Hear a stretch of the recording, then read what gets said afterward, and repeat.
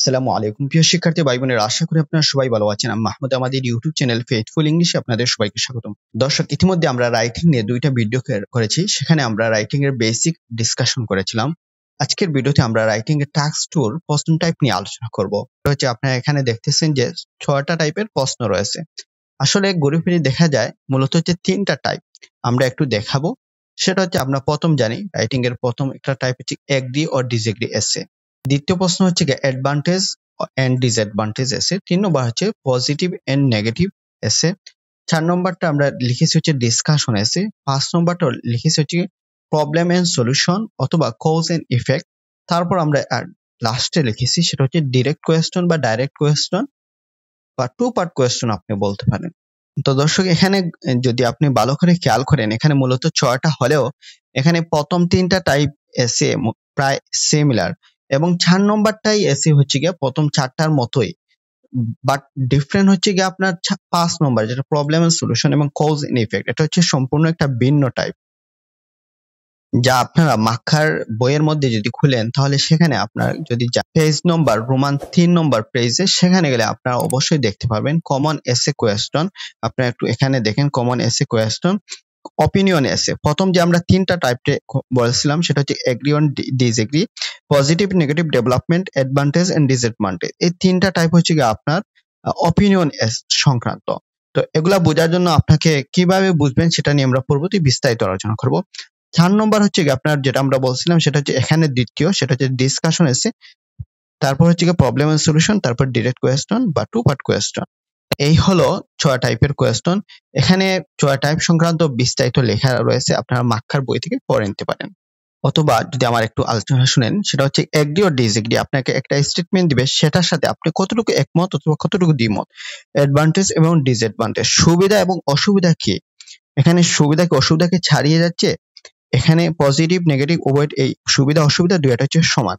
Discussion এসে হচ্ছে কি আপনার এখানে একটা স্টেটমেন্ট দিবে, উভয়টা সাইড নিয়ে আপনাকে আলোচনা করতে হবে। যেমন যেমন হচ্ছে কিছু মানুষ মনে করে সফলতা হচ্ছে ভাগ্যের উপর নির্ভর করে, আবার কিছু মানুষ মনে করে সেটা হচ্ছে কি আপনার এডুকেশনাল কোয়ালিফিকেশনের উপর নির্ভর করে। তো এখন যদি আপনাকে ডিসকাস বোথ ভিউজ বলে, তাহলে আপনাকে উভয় সাইড নিয়ে ডিসকাশন করতে হবে। তারপর হচ্ছে কি problem and solution. Problem and solution হচ্ছে কি আপনি এটাকে একটা প্রপার একটা স্টেটমেন্ট দিবে, সেটাকে আপনাকে প্রপার আপনি একটা যেটাকে প্রবলেম বলবেন সেটা অবশ্যই প্রবলেম হতে হবে এবং তার সমাধান কি সেটা আপনাকে নিয়ে আলোচনা করবে। তারপর হচ্ছে direct question, two part question বলতে পারেন, সেটা আপনাকে উভয় সাইড নিয়ে আলোচনা করতে হবে। এই 6 টাইপ নিয়ে আমরা বিস্তারিত আলোচনা করব এবং আপনাদেরকে কিছু টিপস এবং টেকনিক দিব, যেগুলো ফলো করলে ইনশাআল্লাহ আপনারা অনায়াসে 5.5 পেতে পারবেন। তো আমরা নেক্সট ভিডিওতে এখানে আমরা একটা প্রপার মেথড নিয়ে আলোচনা করব। আজকে আমরা এখানে রাইটিং এর কিছু ভোকাবুলারি শিখবো, যেগুলো হচ্ছে আপনি এখানে সব টাইপের মধ্যে ব্যবহার করতে পারবেন। তো আমরা যখন রাইটিং এ লিখি, যেমন একটা প্রবলেম লিখি বা আমরা যখন একাধিক পয়েন্ট নিয়ে আসি, যেমন আমরা বডি 1 এ লিখলাম there are more than one reason that are directly or indirectly responsible, আমরা বললাম there are more reason why people believe that। এখানে অনেকগুলা কারণ রয়েছে যেগুলো কারণে হচ্ছে মানুষ এটা বিশ্বাস করে। তো এখানে অনেকগুলো কারণ দিয়ে ফার্স্ট অফ অল আমরা বলি, ফার্স্ট অফ অল প্রথম হচ্ছে এটা, সেকেন্ডলি এটা, এভাবে আমরা হচ্ছে কি আমরা 1 বাই 1 প্রথম দ্বিতীয় এভাবে বলি। তো আপনি ফার্স্টলি সেকেন্ডলি এর পরিবর্তে এগুলা ব্যবহার করতে পারেন। যেমন আপনি ফার্স্ট অফ অল বা ফার্স্টলি এর পরিবর্তে আপনি বলতে পারেন টু কমেন্টস উইথ, যার অর্থ হচ্ছে প্রথমত, অথবা আপনি এর পরিবর্তে বলতে পারেন টু বিগিন উইথ, সেম অর্থ হচ্ছে প্রথমত, অথবা টু স্টার্ট উইথ। এখানে যে 3টা বললাম এটার মধ্যে বা টু কমেন্টস এটা বলতে পারেন। সেকেন্ডলি তারপর আপনি এটা বলতে পারেন, সেকেন্ডলির পরিবর্তে অ্যাপার্ট ফ্রম দিস বলতে পারেন, অথবা আপনি বলতে পারেন in addition to this. Thirdly বললেন হোয়াট ইজ মোর।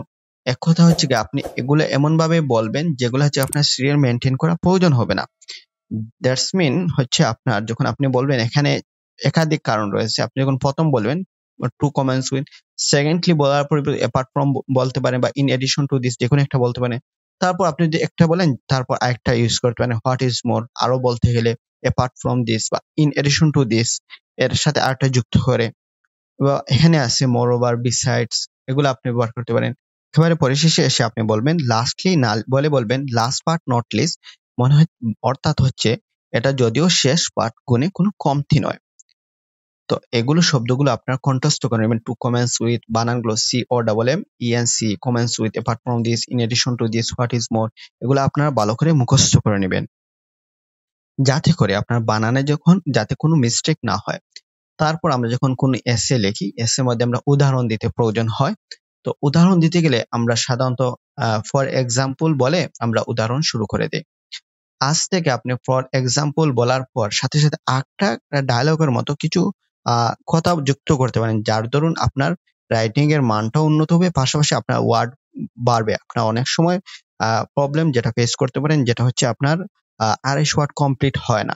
তো এটা 250 ওয়ার্ড কমপ্লিট করার জন্য বেস্ট টিপস হচ্ছে এটা, ফর এক্সাম্পল বলার সাথে সাথে এ ধরনের কিছু শব্দ বা কিছু বাক্য ব্যবহার করা। এতে করে আপনার বাক্যটা একটু হচ্ছে গিয়ে আপনার কমপ্লেক্স হয়, পাশাপাশি আপনার শব্দটাও একটু অতিরিক্ত যুক্ত হয়। যেমন আমি এখানে লিখছি, আপনি ফর এক্সাম্পল উদাহরণস্বরূপ বলতে পারেন, it is quite common that. আপনি একটা উদাহরণ দিয়েছেন, এডুকেশন হচ্ছে বেস্ট সলিউশন বলতেছেন এডুকেশন, উদাহরণস্বরূপ যে আপনি যদি এর দ্বারা আপনি হায়ার জব, লেবার মার্কেটে আপনি ভালো একটা জব পাবেন। তো আপনি এখানে বলতে পারেন, it is quite, for example it is quite common that, এ ধরনের শব্দ আপনি আপনার উদাহরণে ব্যবহার করতে পারেন। তাছাড়া আমরা যখন রাইটিংটা পুরোপুরি লিখবো তখন এগুলো আপনার বিস্তারিত বুঝিয়ে দিব। এই জন্য এগুলো আপনি আপাতত শব্দগুলো মুখস্থ করেন, অথবা ফর এক্সাম্পল এর পরিবর্তে চিহ্নসমার্থক হিসাবে বলতে পারেন, for instance it goes without saying that. Same উদাহরণস্বরূপ, এটা বলার অপেক্ষা রাখে না, ইট গোস উইদাউট সেইং দ্যাট। এই দুইটা বাক্য আপনারা লিখতে পারেন। এ ধরনের 6-7টা বাক্য আছে যেগুলো হচ্ছে আমাদের কোর্সে বলা হয়, যেগুলো হচ্ছে বুঝিয়ে দেওয়ার জন্য একটু সময় লাগে, সেজন্য এগুলো আপাতত আপনি এখান থেকে দুইটাই শিখেন। তারপর হচ্ছে আমরা যখন দুইটা বডি লিখি, এগ্রি এবং ডিসএগ্রি, যখন পার্শিয়ালি লিখি বা অ্যাডভান্টেজ এবং ডিসঅ্যাডভান্টেজ এর ক্ষেত্রে আমরা যখন বডি টু লিখি তখন বলি অন দ্য আদার হ্যান্ড, অন্যদিকে বলতে গেলে, বা on the contrary, however, in contrast, by contrast, অথবা বলতে পারেন ইন স্পাইট অফ দিস বা ডেসপাইট অফ দিস, তা সত্ত্বেও, মানে in spite of having some positives there are some negatives, এখানে কিছু পজিটিভ থাকা সত্ত্বেও কিছু নেগেটিভ রয়েছে। তো এ ধরনের বাক্য আপনারা লেখার ক্ষেত্রে অন দা আদার হ্যান্ড এর পরিবর্তে এখানে যে আমি 6-7টা শব্দ লিখেছি, এখান থেকে আপনার যে শব্দটা আপনার বেশি চয়েস ভালো লাগে সেগুলো আপনার রাইটিং এর মধ্যে ইউজ করতে পারেন। আর একটা কথা না বললে নয়, সেটা হচ্ছে আপনার রাইটিং এর প্রত্যেকটা কথা কিন্তু আপনার স্পিকিং এও ব্যবহার করতে পারবেন।